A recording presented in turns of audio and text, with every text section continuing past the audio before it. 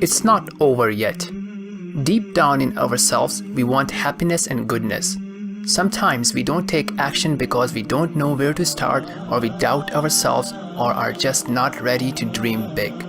In this 3-part series, we have shared a total of 8 simple but powerful actions you can take to dream big and then accelerate your progress towards your spiritual and worldly goals.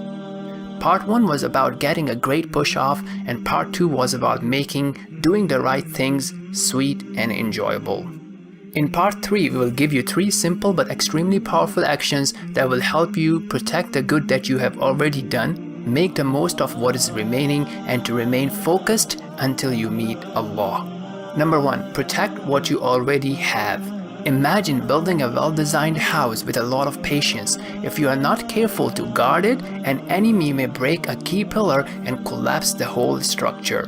Know that being arrogant and amazed by your actions, belittling others, showing off, and considering yourself forgiven and guaranteed paradise can put you on a path for rapid downfall and destroy all or most of your good deeds.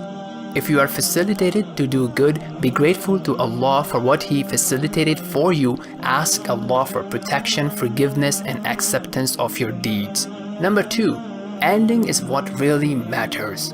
Know that while a truly great beginning builds great momentum for an amazing ending, just because you had a great start, do not be overconfident that you will automatically have a great ending. On the other hand, if you did not have a great start, do not lose hope.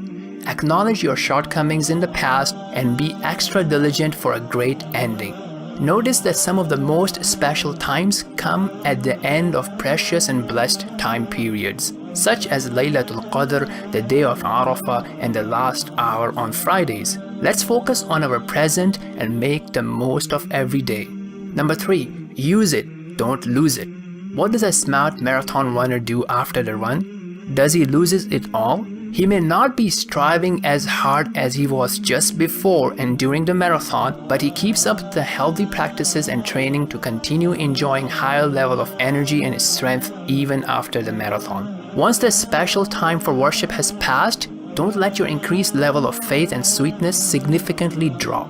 Continue engaging in the newly developed habits such as consistent dua with certainty and presence of heart, regular or occasional voluntary fasting, and praying night prayers even after Ramadan. This will help you to consistently increase the love of Allah along with a balanced state of fear of His anger and hope in His mercy.